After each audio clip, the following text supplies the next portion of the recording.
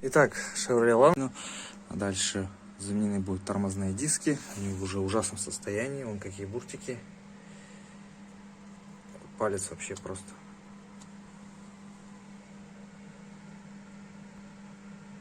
Цепляется. С обратной стороны еще хуже. Там прям совсем плохо все. Тормозные колодки здесь уже заменены были когда-то. Уже лысые. Ханкук Фрикса. Не очень качество хорошее. И вот видно, смотрим сейчас, в принципе, затянутый суппорт.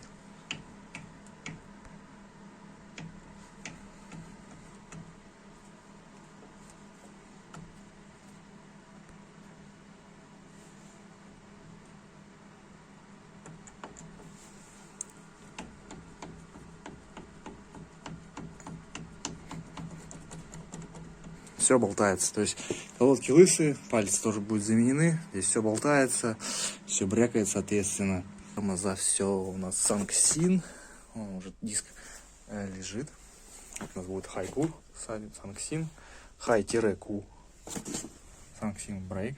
Именно такие бывают еще подделки. Итак, сборка тормозной скобы, получается я уже промыл ее, пропшикал, то есть мне пришлось ВДшкой пшикать. Сейчас покажу, сколько грязи было там. Примерно вот такой процесс. Все еще туда грязь идет. Сейчас я все уже протер здесь все от грязи-то. Ну и вот жижа вот такая. А это еще нормально. То есть добился более-менее чистой внутренней поверхности. Сейчас вот палец просто засовываю, смотрю. Абсолютно чистый. Был он грязный, я уже не стал там снимать всю эту грязь. Еще раз, ну вот чуть-чуть зафасмачился. Дальше вставляю, получается, вот таким образом, получается.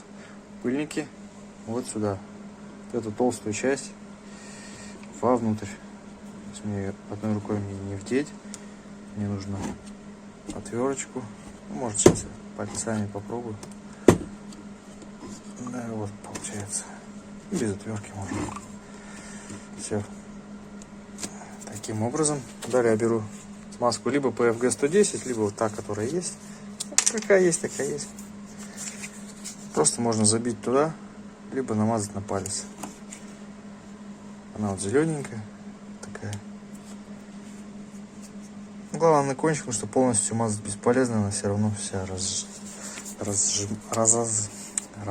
разжижится и раскидается она мимо, туда не надо. Все, вот так вставляем два пальца сейчас. Здесь тоже. Так, полностью выдавливаем весь тюбик и вот тихонечко сюда заводим. Я говорю, она вот будет раскидываться и не попадет куда надо. Все, так защелкиваем, все здесь у нас село полностью и проверяем работоспособность. Вот так у нас пыльник набивается сразу же. Ну, такой набухает, там много. Самое главное, что он отпрыгивает назад, отпружинивает. Палец работает идеально. Вот так и должно быть. Сейчас этот неаккуратно намазанный. Это даже слишком много, я бы сказал.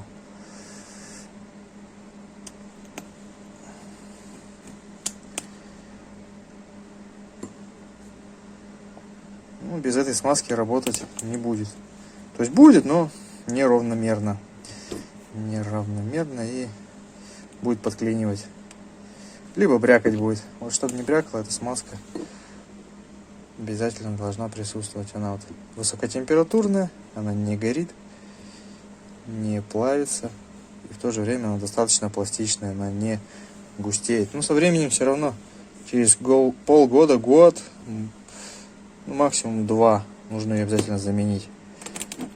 Все, вот так вот идеально должны работать пальцы. Плавающие пальцы. Потому что тормозная система здесь типа плавающая скоба. Все. Так вот должно работать. Это можно выкинуть. Далее берем скобочки, вставляем тормозные скобки сюда. Вот эти язычки можно подогнуть. Ну, не обязательно. Вот вставляем. неравномерно вставил. Первая, вторая пошла. Внутрь.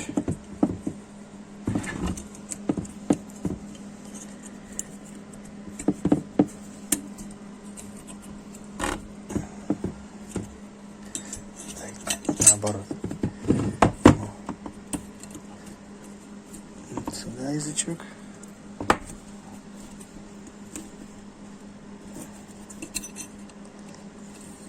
Вот. Все. Теперь мажем вот такой вот маноловской. Ну, одна из дешевых. Капфер. Или капер по-английски. Это медная паста. Капфер по-немецки. Прям сюда. Сюда.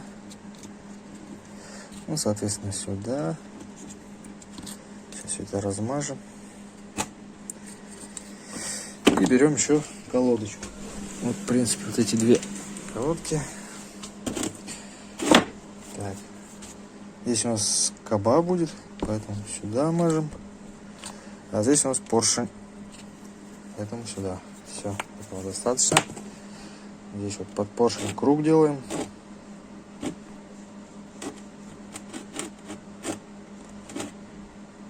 А здесь под скобы. Вперед-назад. Здесь и здесь. Можно еще торцы здесь подмазать, потому что самое главное, что колодка начинает вот здесь брякать. С торцов. Все. Тут тоже помажем. Чтобы не было скрипа и бряка.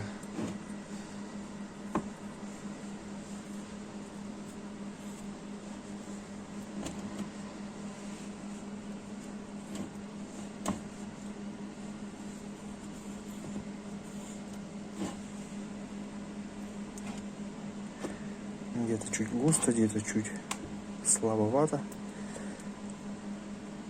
Густо-пусто. Здесь побольше, сейчас еще намажу. Везде равномерно. Все, в принципе, у нас все готово. Здесь все подготовлено, можно устанавливать. Теперь я только жду как-то стойку. В принципе, я собрал, осталось только ступичный подшипник. С той стороны уже стойка стоит. Шарово все прикреплено, наконечник все. Остается здесь линьку. Ну, это в самый последний момент. Линька здесь. Все, самое главное по тормозам. Мне что осталось, это сжать.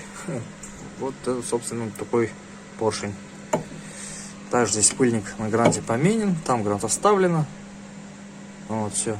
Я откручиваю здесь тавотницу, сжимаю поршень. Все готово. Задние тормоза вот в таком ужасном состоянии. Это все тот же Ланос.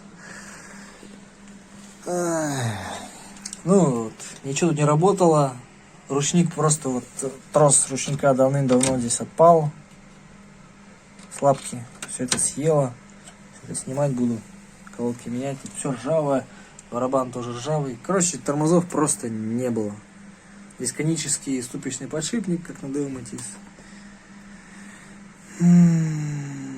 Ну, как-то так, короче. Что тут рассказывать? Вот здесь все снимается. Весь ремкомплект уже купил я. Вот это все отпало тут. Регулировки нету никакой. Просто так болтается. Сейчас покажу комплект новых деталей. Вот комплект новых деталей, получается, выглядит так. Win колодки, Brake Shoes. Вот сейчас подходит для Ланоса, Nexi и даже Astra. То есть Opel это все то же самое. Там не надо мне рассказывать. Супер комментаторы очень умные, которые любят доказывать, что Opel это Opel, Chevrolet это Chevrolet, Dell это Dell. А ZAZ это ZAZ. Угу. Это все одно и то же абсолютно. Колодки якобы японские, ну, соответственно, скорее всего, они где-нибудь в Румынии сделаны или в Венгрии. Это нормально. Стоит недорого, там 750 рублей. И то это по позапрошлому году я их брал. Сейчас, по-моему, еще дороже. Они просто не пригодились. Стираются они довольно-таки редко. Это, да, это еще 19-й год. А сейчас они самые дешевые стоят 750 рублей. А такие уже стоят косарь. Но я их продаю по старости, ничего страшного. Вот новые колодочки, вот так они выглядят. Сейчас вот такая толщина. И новые ремкомплекты. уже со столбиками. Ну, рекомендую брать оригинал. Ну, в принципе, можно и эти. Ничего страшного тут не будет. Все нормально. Ремкомплекты подойдут отлично. Все четко, правый, левый. Все на месте. Nexia, он же Lanos, все подходит. Я надеюсь. Шестеренка у нас прикипает. Все на месте. Ну и колодки еще одна сторона ждет установки. В принципе, все на этом. Ну, покажу сейчас как новая и как старая выглядит. Да, и троса уже тоже ждут установки. Троса вот под таким артикулом. Трос тормоза стояночного. Они одинаковые, лево-правые, если не ошибаюсь, да? Да, то же самое. Chevrolet Lanos 1.5. Ну, чтобы их поменять, мне нужно на яму загнать. А яма у меня сейчас пока, получается, занята. Ну, то есть машина на яме стоит с разобранной стойкой. Стойка вот, жду ступичный подшипник. Потом поменяю и уже, наверное, финальный видос. Как соберу. Не знаю, поедет она, не поедет вообще. Ну, вообще-то поедет, конечно. Куда он денется. Короче, колодки вот ржавые, вот видно. И вот они новенькие, чистенькие. Как-то так. Сейчас посмотрел самый популярный видос, как собрать колодки на Lanos. И понял, что здесь что-то тут не то. 330 тысяч просмотров. И все-то у них там не получается. Если уж у них не получается, то у этих людей точно ничего не получилось. Они меняли колодки на Phoenix. Я покажу. Вот они, Phoenix. И они вот эту пружину засунули вот сюда. И это еще только малая часть, доля. Вот, соответственно, здесь ничего тут не работало. И получается, у них вот эта пружина работала неправильно. Она все время вот эту лапку тягала назад, тянула, давила назад. Этого быть не должно. Явно не должно. Это неправильно. Соответственно, с лапки слетел трос. Трос съела барабаном. Также барабаном съела вот эту пружину наполовину. То есть она сейчас не переклинивает. Она должна в это место ни в коем случае не должна задевать. Нужно ровно идти. Вот в эту щель, короче, нужно было вставить в отверстие технологическое. Они поставили в этот. Ну, вообще дебилы. Просто дебилы. Вот кто менял, просто дебилы. Не умеют этого делать. Просто не свое дело они лезут. И может быть дрова колоть, может быть, да, что-нибудь умеют. Но не это. Люди не развиты. То есть, во-первых, роликов-то нормальных нет на YouTube, как собрать. Хотя бы книжку вы почитали. Все вы поняли. Ну, возможно, поняли, может и нет. Регулировочный механизм тоже не работал. Получается, вот эта лапка здесь болталась, она не натягивается сюда. Никак. Вообще никак. Не работает вообще. Из-за того, что здесь все неправильно стоит. Вот у меня вот так получилось. Вот сюда отверстие. В это отверстие вставляется пружина. Параллельно идет тяги вот этой регулировочной. Распорной планки. Далее вот этот рычаг. Стоит вот здесь на месте. Он сейчас вот сюда. На вот этот пятачок. Вот этого пятачка здесь просто нет. Нужно обязательно вставить. Сейчас покажу с обратной стороны. И вот пружина. Также вот вторая очень легкая. Это посложнее, я ногами и руками делал. Вот. С обратной стороны видно вот этот язычок, вот он здесь. Сюда пазы встают. Это все из ремкомплекта вот этого Brave недорогого. Именно левый. Все, вот здесь вот пружина вот сюда упирается. Вот это параллельно идет распорной планки. Распорная планка здесь встает в свой зазор. Ничего не тягает. Ничего не толкает лишнего. Это тоже здесь усиками своими здесь заходит. Здесь все на месте. И здесь тоже. Вот так и должно быть. Все на месте. Все по своим местам. Вот так собраны колодки. Причем именно так. А потом уже я ставлю пружинки. Столбики с обратной стороны. И вот эти вот, получается, шайбочки. Тут как на Жигулях, сейчас страшно, если на Жигулях разбирали, то знаете. Пружинки здесь уже просели. Они, конечно, плохо прижимали, но тем не менее, мне сейчас еще сложнее будет эти прижать, потому что они новые. Тяжело их будет прижать. Также видно, что сгнили столбики, уже закорродировали, ржавые. Но они вот эти вот длиннее, соответственно, под более длинные пружины, более усиленные. Вот. Все пружинки вот эти. Эта пружина тоже она не работала. Тоже сгнила. Что с нее взять? Она вообще другого размера даже. Короче, все по-другому. И по длине, и все остальное. Потому что их как-то каким-то образом две сюда умудрились повешать. Вот эта вот одна уже была здесь висела. Зачем она это висела, непонятно. Откуда они ее взяли со старого комплекта. Вот одна и вот вторая. Я офигел, откуда пружина-то взялась. А вот этого пятачка, здесь язычка нету. Здесь есть в новом, здесь нету. Соответственно, здесь все выпало, ничего-то не работало. Никакой регулировки здесь не было. И трос еще стояночного тормоза тоже отпал нафиг. Вот такие вот опели машинки. Сложные в ремонте, я считаю. Лишний геморрой. Сейчас буду все ставить новое. Я думаю, в этом ничего сложного, проблем нет. Главное, нужно обращаться, я еще раз говорю, к специалистам, которые хотя бы имеют образование автомеханика, а не просто там в сервисе работают, каких-то там взяли дворников с улицы. Да кто сейчас будет в сервисе работать там? Никто ничего делать не хочет. Вот и все. Колодки элементарно поменять не могут. Так, чтобы они не просто были, а чтобы они работали. И тормозили, соответственно. Это, во-первых, ответственность за свою работу. А во-вторых, это безопасность дорожного движения. Ведь под колесом может оказаться любой, либо человек, либо другое транспортное средство, которое своевременно не сможет затормозить. Отсюда и отношение к людям. Если уж собрать колодки не могут, то что у нас вообще в стране-то могут, кроме как ядерные ракеты, запускать в воздух? Кроме, еще водку жрать. Печально.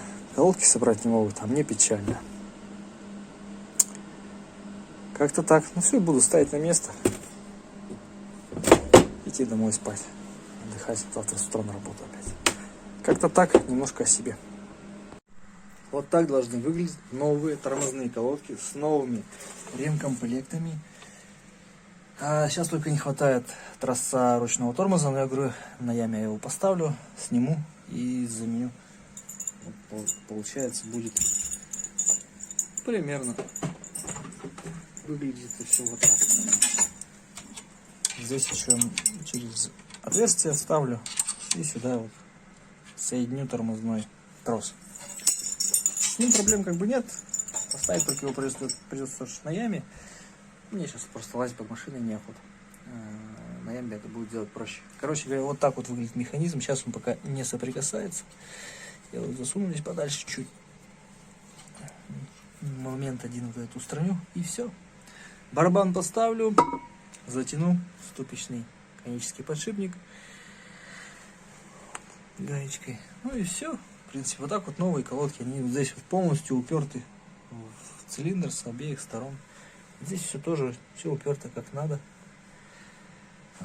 Поставлены вот эти столбики. Все на месте. Вот так вот.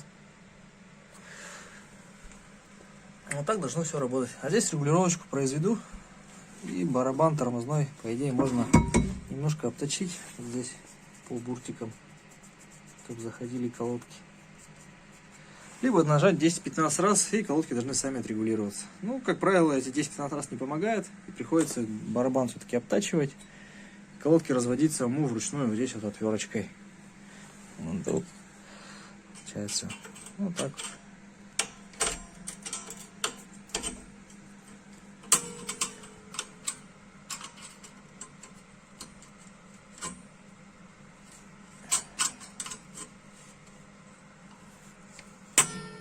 Ну, короче говоря, сами понимаете, если смотрите видос для получения, то вот не делайте это сами, если не умеете. Лучше заезжайте, я говорю еще раз, к профессионалам, доверенным людям. А так в нашем городе Серове таких очень мало. Даже в сервисах нормально сделать не могут. Увы и ах. Ну, может, сервис хоть посмотрят, научатся. Там работают такие же, как и я. Только те, кто учились получше, уезжают в Екатеринбург, а с Екатеринбурга и в Москву. Поэтому здесь, в нашем колхозе, в нашем Мухосранске, никто не держится за свою работу. Да и в Москве тоже там такая же беда. Как-то так.